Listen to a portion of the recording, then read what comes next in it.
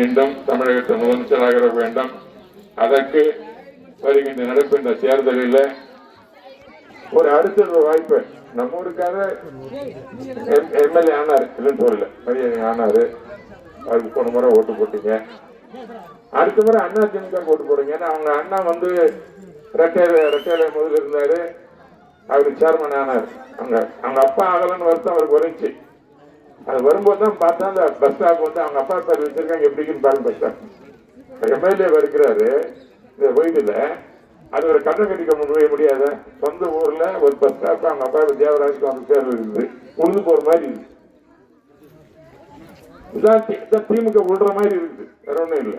திமுக நிக்கிற மாதிரி உழுது போற மாதிரி இருக்கு. அதுதான் காமிக்கிறாங்க இருக்கிறது பார்த்தாங்க. இருந்தால் கூட எங்களை பொறுத்தவரையில் இந்த பகுதி எல்லாம் நமக்கு எல்லாம் வேண்டியவங்க தான் எல்லாருமே. நானும் 2 தடவை எம்எல்ஏ இருந்திருக்கேன், இங்க அமைச்சராக வந்திருக்கேன், மத்தியில் அமைச்சராக இருந்திருக்கேன் வாஜ்பாய் கவர்மெண்ட்ல. பிறகு இப்பொழுதும் எம்பியா இருக்கேன், நான் எம்பியா இருக்கிறேன். ஆனால் நம்ம இது மட்டும் இங்க இல்லை, கரூர்ல இங்க மட்டும் நான் சொந்த ஊர் பர்கூர் ஜோதியா இருந்தா கூட நான் கல்யாணம் பண்ணிக்கு வந்து கரூர்ல 4 தடவை 5 தடவை அங்க இந்த ஊருக்கு அங்க போட்டாங்க. எதுக்கு போட்டாங்க? ரெட்டரைக்காக போட்டாங்க, எனக்காக ஓட்டு போடல. நீங்க இங்க ஓட்டு போடுறது எதுக்காக ஓட்டு போடுறீங்க? எனக்காக போடுறீங்க. ரெட்டரைக்காக எம்ஜிஆர் அம்மா அதை நினைச்சுதான் ஓட்டு போடுறீங்களே தவிர தம்பிதரை நினைச்சிட்டோம் இதெல்லாம் ஓட்டு கிடையாது. கட்சிக்காக தான் ஓட்டு. அதே மாதிரி எடப்பாடி பழனிசாமி நினைக்கிறவன் இந்த ரெட்டைக்காக பாக்குறவங்க. ரெட்டையினுடைய சின்னத்தின் மூலமாக வெற்றி பெற்று சாதாரண அவர் குடும்பத்தில் விவசாய குடும்பம் பிறந்தவர், அவர் ஆட்சி வரணும், அதற்கு பல திட்டங்களும் வைத்திருக்கிறார். ஆகவே நம்முடைய பகுதியில் நம்ம எப்பவுமே நம்முடைய ஏழைகளுக்காக பாடுபடுகின்ற ஒரு இயக்கம். ஒரு கிராமத்துக்கெல்லாம் நீங்க டவுன் பஸ் எல்லாம் விட்டுது எம்ஜிஆர் காலத்தான் நாங்க தான் வாங்கி விட்டாங்க. அப்பெல்லாம் டவுன் பஸ் கிடையாது எம்எஸ்ல.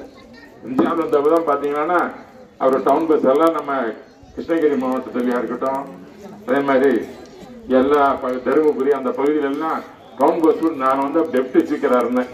அப்போ வந்து நான் தருமபுரி எம்பியா ஜெயிச்சு முதல் ஜெயிச்சு இருக்கும்போது நம்ம ஊருக்கெல்லாம் செஞ்சவர். அதே மாதிரி அம்மா அவர்கள் வந்து ஆட்சிக்கு வந்த பிறகு பல தொழிற்சாலை கொண்டு வந்தாங்க, பல கல்வி நிலையம் கொண்டு வந்தாங்க, ஆர்ட் காலேஜ் கொண்டு வந்தாங்க.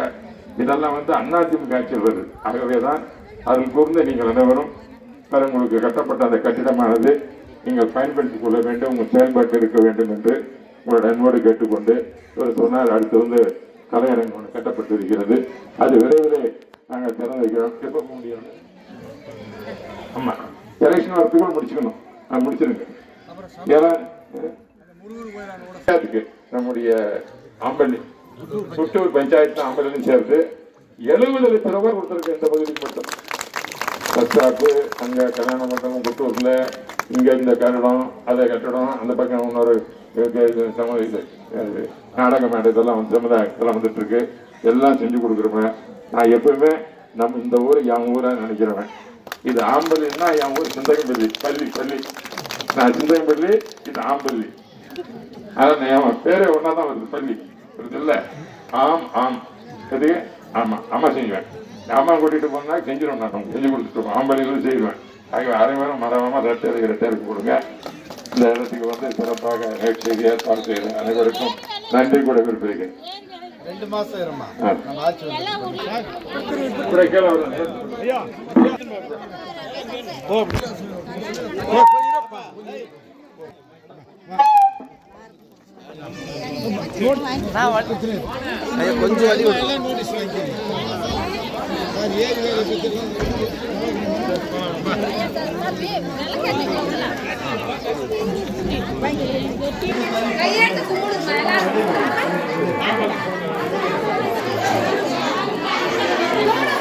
கொஞ்சம் கொஞ்சம்